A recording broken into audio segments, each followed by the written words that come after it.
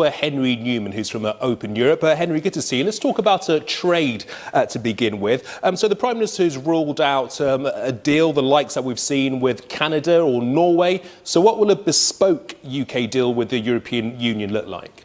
Well, I think, let's take a step back. The Prime Minister's managed to put aside cabinet disagreements and forge a grown-up consensus, which is a new path through. She's offering the European Union a standstill period of 2 years where we'll be outside of the EU, and that will, of course, satisfy the majority of the country that voted to leave, but where the central regulatory framework will stay the same. And that will give us the time to negotiate the sort of future trading deal that we need to get with the European Union to ensure that we can continue to trade tariff-free and easily. But I think the crucial thing that she said today is that the UK will be able, in the future, to decide to implement a different regulatory regime. And that's crucial because that gives us a freedom to move a little bit more towards a Canada-style arrangement and a little bit further away from a Norway or Switzerland arrangement. I've just been looking at the figures behind this, the Canada-style arrangement. The negotiations began back in 2009. They finished in 2014, and the Canadian Prime Minister only signed the official agreement last October. That seems like quite a long time to wait.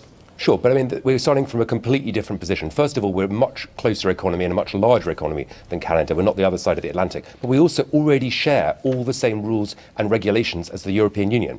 But what I think the Prime Minister's managed to do today is to set out a really compelling offer and a compelling vision for the future. She said that we want to be in this close and special economic relationship with Europe, but also that we want to cooperate unconditionally on security and defence. So I think it's time that Brussels and European leaders accept that the UK has put something serious on the table and start to move to discuss the future and trade. Speaking of Brussels, how do you think it'll be digested there?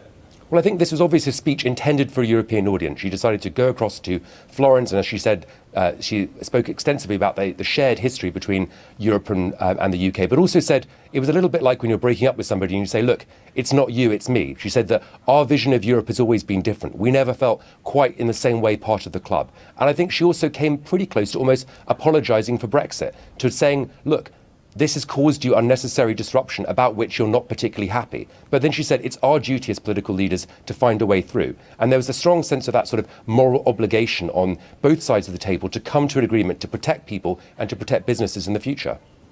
Henry, many thanks indeed.